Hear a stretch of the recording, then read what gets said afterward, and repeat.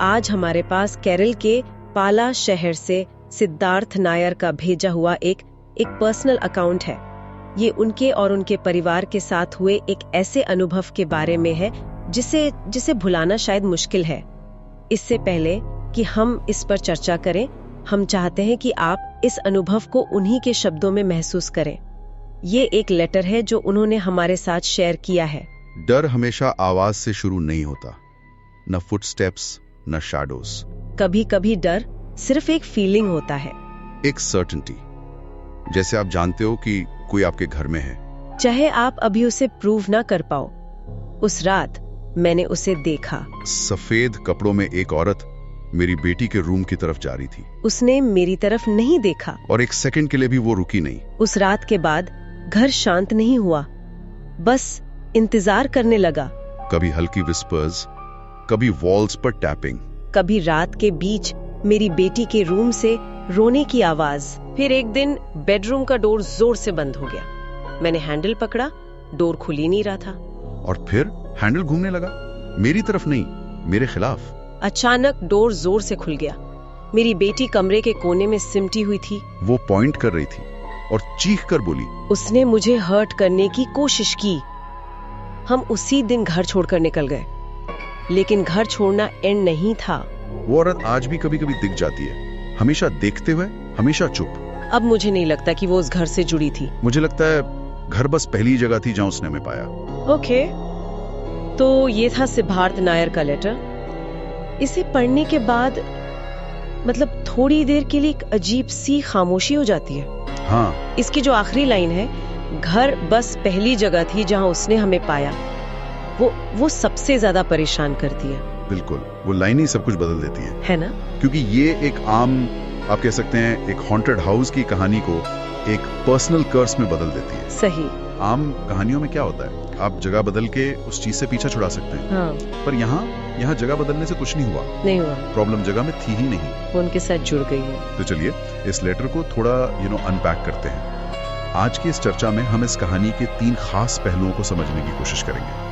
पहला, डर का वो साइकोलॉजिकल एस्पेक्ट जो शुरुआत में दिखता है। दूसरा, इसमें नजर आने वाले जो क्लासिक सुपरनैचुरल ट्रोप्स हैं, जैसे कि वो सफेद कपड़ों में औरत। और तीसरा, ऐसी घटनाओं का लॉन्ग टर्म इम्पैक्ट क्या होता है। और सबसे इम्पोर्टेंट मुझे लगता है हम उस एस्केलेशन को ट्रैक करेंगे। कैसे एक अनजानी सी फीलिंग एक फिजिकल थ्रेट में बदल जाती है। ये जो प्रोग्रेशन है, यही इस कहानी का दिल है। सही कहा। तो शुरू से शुरू करते हैं। लेटर की पहली लाइन है, डर हमेशा आवाज से शुरू नहीं होता। ये अपने आप में ही कितनी पावरफुल लाइन है। बिल्कुल।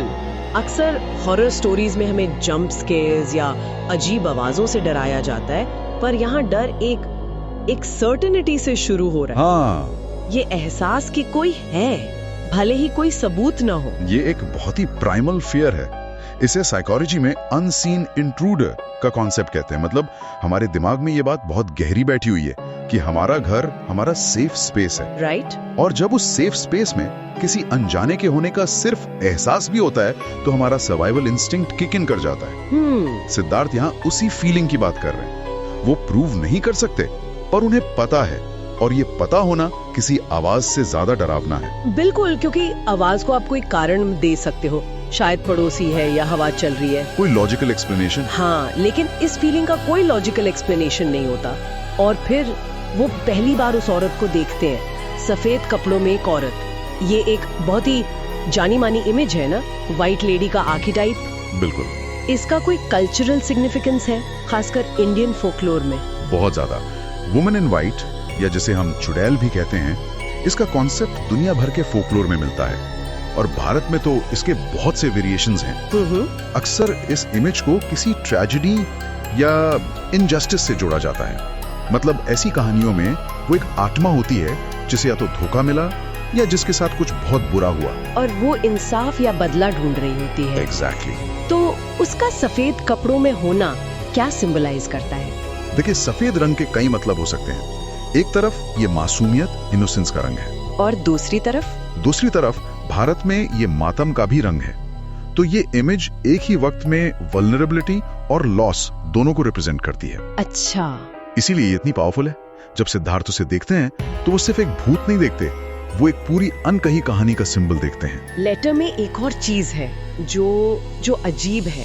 वो औरत सिद्धार्थ को पूरी तरह इग्नोर कर देती है। हाँ, उसने मेरी तरफ नहीं देखा और एक सेकंड के लिए भी वो रुकी नहीं। ये डरावना क्यों है? नॉर्मल रिएक्शन तो ये होगा कि वो रिएक्ट करेगी। हाँ, कि अगर कोई आपको देख ले तो वो रिएक्ट करेगा। यही तो इसे सबसे ज्यादा अनसेटलिंग बनाता है। उसका इग्नोर करना दो बातें सजेस्ट करता है।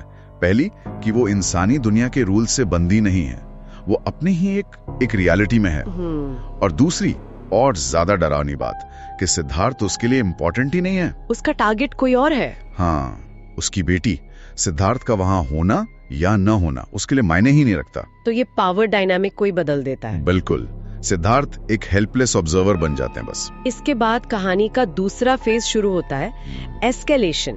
अब चीजें सटल से थोड़ी और डायरेक्ट हो जाती हैं। कभी हल्की विस्पर्स, कभी वॉल्स पर टैपिंग, और फिर बेटी के रूम से रोने की आवाज।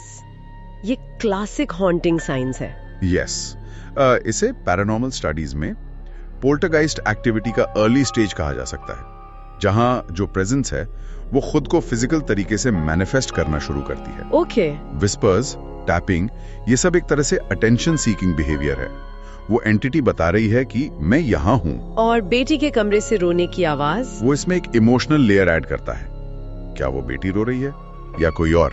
ये जो एम्बिग्विटी है वो डर को और बढ़ा देती है। मुझे लगता है इस पॉइंट तक परिवार ने शायद खुद को समझाने की कोशिश की होगी। जरूर की होगी कि शायद हम ओवरथिंक कर रहे हैं, लेकिन फिर वो घटना होती है जो सब कुछ बदल देती है। हाँ, बेडरूम का दरवाजा। ये कहानी का टर्निंग पॉइंट है। बिल्कुल, अब तक की सारी घटनाएं पैसिव थी, उन्हें इंटरप्रेट किया जा सकता है। राइट। लेकिन दरवाजे का बंद होना और हैंडल का उनके खिलाफ घूमना, ये पहला एक्टिव और हॉस्टाइल एक्शन है। मेरे खिलाफ, ये दो शब्द ये पूरी सिचुएशन को बदल देते हैं। ये अब सिर्फ एक अनजानी प्रेजेंस नहीं है, ये एक दुश्मन है जो कॉन्शियसली उन्हें रोकने की कोशिश कर रहा है। ये एक डायरेक्ट कन्फ्रंटेशन है। एग्जैक्टली। और यहाँ सिद्धार्थ की जो हेल्पलेसनेस है वो पीक पर है। वो अपने ही घर में अपनी बेटी के कमरे के बाहर खड़े हैं और एक अनजानी ताकत उन्हें अंदर जाने से रोक रही है। एक पेरेंट के लिए इससे ज्यादा डरावना क्या हो सकता है? दरवाजा उनके और उनकी बेटी के बीच एक फिजिकल बैरियर बन जाता है, जिसे एक सुपरनैचुरल फोर्स कंट्रोल कर रही है। और जब दरवाजा खुलता है तो कंफर्मेशन मिलता है। हाँ, बेटी डर के मारे कोने में है और कहती है उसने मुझे हर्ट करने की कोशिश की। इस पॉइंट पर सारी डाउट्स खत्म हो जाते हैं। हाँ, अब ये सिर्फ उनका डर या वहम नहीं है, उनकी बेटी ने भी उसको एक्सपीरियंस किया है। और ये क्रूशियल है क्योंकि बच्चे ऐसी चीजों के ज्यादा सेंसिटिव माने जाते हैं। उनकी बेटी की गवाही इस पूरे अनुभव को वैलिडेट कर देती है। अब उनके पास घर छोड़ने के अलावा कोई ऑप्शन नहीं बचता। उनके बच्चे की सेफ्टी सबसे ऊपर है, तो वो घर छोड़ देते हैं।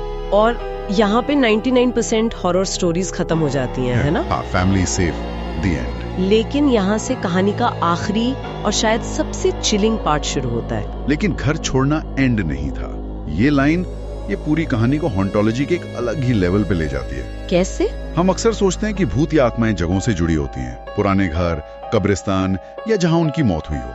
इस कॉन्सेप्ट को रेजिडुअल हॉन्टिंग कहते हैं। जैसे एक जगह पर एक रिकॉर्डिंग बार बार प्ले हो रही हो। बिल्कुल। हाँ, पर यहाँ ऐसा नहीं है। वो कहते हैं वो औरत आज भी कभी कभी दिख जाती है। इसका मतलब वो एंटिटी उस घर से नहीं, इस परिवार से जुड़ गई है। करेक्ट। इसे इंटेलिजेंट हॉन्टिंग या अटैचमेंट कहते हैं। यहाँ एंटिटी की अपनी कॉन्शियसनेस है और उसने इस परिवार को चूज किया है। तो वो जगह से नहीं, लोगों से जुड़ी हुई है। हाँ, इसीलिए घर छोड़ने से कोई फायदा नहीं हुआ। वो जहाँ भी जाएंगे वो उनके साथ जाएगी। ये एक लाइफ सेंटेंस जैसा है। हमेशा देखते हुए, हमेशा चुप। ये कितना एग्जॉस्टिंग होगा। हाँ, एक कांस्टेंट सर्वेलेंस में रहना, ये जानते हुए कि आप पर हमेशा किसी ऐसी चीज की नजर है जिसे आप समझ नहीं सकते। और उसका चुप रहना उसे और भी ज्यादा मेनेसिंग बनाता है। क्यों? क्योंकि उसका मोटिव क्लियर नहीं है। अगर वो बात करती, धमकी देती, तो शायद वो समझ पाते कि वो क्या चाहती है। लेकिन उसकी खामोशी उन्हें हमेशा अंधेरे में रखती है। वो बस देखती है। हाँ, वो बस देखती है। क्यों? वो क्या चाहती है? क्या वो इंतजार कर रही है? किस चीज का? ये जो अनजानापन है, यही सबसे बड़ा टॉर्चर है। और फिर आती है वो आखिरी लाइन जिसने मुझे सबसे ज्यादा हिलाया। अब मुझे नहीं लगता कि वो उस घर से जुड़ी थी। मुझे लगता है घर बस पहली जगह थी जहाँ उसने हमें पाया। ये लाइन पूरे नैरेटिव को फ्लिप कर देती है। बिल्कुल। इसका मतलब ये है कि इस परिवार के साथ कुछ होने वाला था, चाहे वो उस घर में रहते या नहीं। वो घर सिर्फ एक मीटिंग पॉइंट था, एक शुरुआत। इससे एक फीलिंग आती है कि वो शिकार है, उन्हें चुना गया है। हाँ, इससे फेट या डेस्टिनी का एक अजीब डार्क एलिमेंट आ जाता है। तो इस पूरी कहानी से हम क्या टेक अवेज निकाल सकते हैं? पहला तो साफ है कि डर का सबसे पावरफुल फॉर्म वो होता है जिसका कोई फिजिकल प्रूफ ना हो, जो सिर्फ एक फीलिंग हो। हाँ। दूसरा कि कैसे कॉमन कल्चरल आर्किटाइप्स जैसे वुमन इन वाइट हमारे कलेक्टिव सबकॉन्शियस में इतने गहरे बैठे हैं कि उनका जिक्र ही डर पैदा कर देता है। तीसरा, एक सुपरनैचुरल नैरेटिव में एस्केलेशन कितना इंपॉर्टेंट होता है, एक अनजानी फीलिंग से लेकर एक डायरेक्ट फिजिकल थ्रेट तक का सफर। सही। और आखिरी और शायद सबसे जरूरी, एक हॉन्टिंग के प्लेस बेस्ड होने और पर्सन बेस्ड होने में जमीन आसमान का फर्क है। बहुत बड़ा फर्क है। एक से आप भाग सकते हैं, दूसरे से नहीं। और सिद्धार्थ और उनका परिवार दूसरी सिचुएशन में फंसा हुआ है। उनकी कहानी एक रिमाइंडर है कि कुछ डरावने अनुभव आपसे इस तरह जुड़ जाते हैं कि वो आपकी जिंदगी का हिस्सा बन जाते हैं। आप उनसे भाग नहीं सकते, बस उनके साथ जीना सीखना पड़ता है। हाँ। इस पूरी चर्चा के बाद एक सवाल मेरे मन में रह जाता है। क्या? सिद्धार्थ का लेटर इस फीलिंग पर खत्म होता है कि उन्हें पाया गया था, उन्हें ढूंढ लिया गया था। तो इससे ये सवाल उठता है कि ऐसी चीजें अगर वो सच में होती हैं, तो क्या वो रैंडम होती है या वो अपने टारगेट्स को किसी वजह से चुनती हैं? एग्जैक्टली। और अगर चुनती हैं, तो सिद्धार्थ के परिवार में ऐसा क्या था जिसने उस एंटिटी को अट्रैक्ट किया? उनकी कहानी इस सवाल का जवाब नहीं देती। और शायद यही इस लेटर की सबसे बड़ी दहशत है, ये अनजानापन कि हम ही क्यों। ये एक ऐसा सवाल है जिसके साथ उन्हें शायद पूरी जिंदगी जीना पड़े। ये कहानी सुनने के लिए बहुत बहुत धन्यवाद। अगर आप भी हमारे साथ अपना एक्सपीरियंस शेयर करना चाहते हैं तो लिख भेजिए हमें अपनी कहानी। हमारा ईमेल आईडी है ecosfromthedark.official@gmail.com। आपकी कहानी का इंतजार रहेगा। फिर मिलते हैं अगले एपिसोड में। चैनल को सब्सक्राइब करना ना भूलें।